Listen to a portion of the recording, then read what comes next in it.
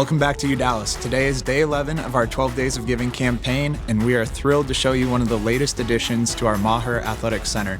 I'm Chris Conaty, and I'm the Athletics Recruiting Coordinator here at Dallas. And I'm Adryan Alvarez, a senior on the women's basketball team. Today, we will be showing you our new bleachers, which are giving our athletes a whole new level of pride.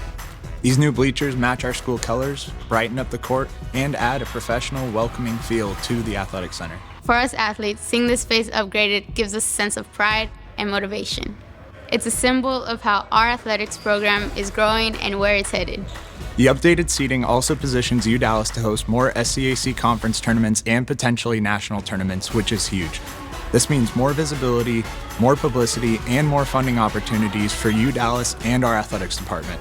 These upgrades are more than just seats. They show the support behind our athletics programs and the future we're building together. It's a place where we can come together to celebrate, compete, and cheer each other on. These new bleachers remind us of the strength and unity of our Dallas community.